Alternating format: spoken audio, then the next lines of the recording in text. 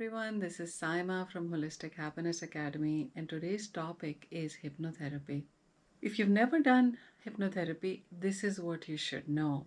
Even though hypnotherapy has had this history of being used in religious and spiritual contexts, or even in the occult, or at least hypnosis has been used in such context, hypnotherapy isn't a voodoo or occult or magical thing at all. It's actually trained by some really excellent hypnotherapists who are well regarded and very credible all over the world.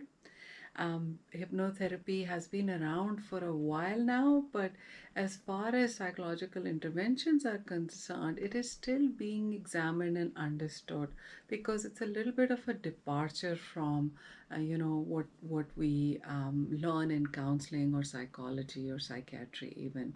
So it actually gives the power back to you, which is fantastic if you want to increase your sense of confidence or your self-efficacy or your sense of agency. So that's a very fantastic use of hypnotherapy, and I think it's just wonderful for doing that. Hypnotherapy for a lot of people brings up images of stage hypnosis. You may have seen shows where people are doing all sorts of funny things like clucking like animals and maybe eating spice, lots of red chili powder without even thinking about it. And that's a use of hypnotherapy. Hypnotherapy is actually a really hyper focused state of the mind that literally almost anybody can actually get themselves into. So it's not as if hypnotherapy is for some people and not for others, but I'm going to get to that a little bit later in the video. So do stick around, and if you're interested in content like this, please subscribe and comment below. You can like the video, or you're welcome to share it with others who are curious about hypnotherapy. Now, there are certain people who are prone to actually going into hypnosis much more often than other people. And the facts are that on average, all of us in a day can go into a slightly relaxed, suggestible state, aka hypnotic state, at least 8 to 10 times a day. Children, in fact, from the ages of 0 to 8, go into that sort of a dreamy state several times a day.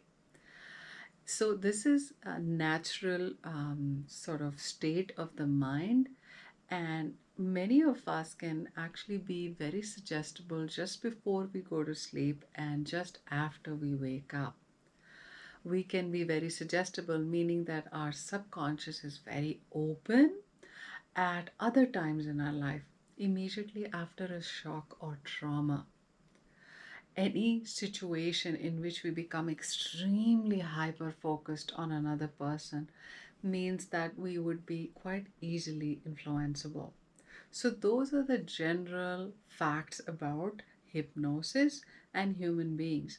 Now, what is hypnotherapy?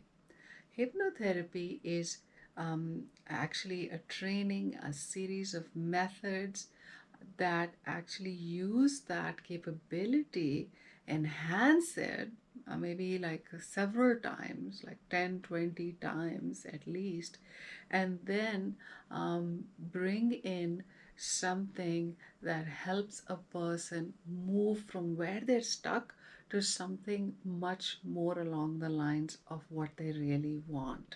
For example, if somebody is in a highly anxious state and they try to do hypnotherapy, they may be able to switch their state, which is called transformation, pretty quickly with hypnotherapy.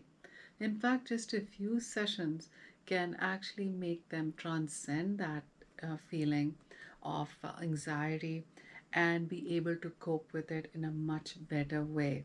Hypnotherapy, therefore, is absolutely wonderful for any kind of anxiety, including social anxiety, performance anxiety, exam anxiety, relationship anxiety as well. But hypnotherapy is not right for everybody, for every situation. Just like any therapy, it needs to be used judicially and carefully to get the results from it. Scientific studies, which are actually just been a few decades, I'd say, that hypnotherapy is being studied in a scientific, university or at that kind of a place. And they've noticed that hypnotherapy works where for health issues such as chronic pain, recovery from a health condition, performance anxiety, any kind of sports or performance, increasing your game, improving your game. It's used in many um, competitive situations, even for career. People interested in enhancing and improving their career can use hypnotherapy to good effect. Other uses are fears, phobias, sleep issues, and anxiety. However, some issues will be more complicated, also depending on the person and the history of a person. So there's no one size fits all in therapy, and your story, your experience may be completely different from somebody else. And that's just how it is, because we're all unique individuals with unique stories, unique bodies, unique experiences. So in my practice, I've used hypnotherapy successfully in the following situations. The number one situation that I find that hypnotherapy really helps with is a recovery uh, from anything, like a difficult relationship, a narcissistic relationship, toxic relationships, which really damage a person's self esteem. It's wonderful that for that. And the second thing that hypnotherapy has helped a lot of people with is grief and loss. Grief and loss, especially, can be extremely complicated. In some relationships, can be very difficult. And so, when that person moves on or passes or something like that, there's layers and layers of emotions. Again, it's very helpful to do some hypnotherapy for those situations. Another situation is loss of confidence for any reason. That's a really, complicated space, but it's also something that can be helped with hypnotherapy. Another area, which again is excellent for people who are suffering from depression, is lack of motivation, lack of energy.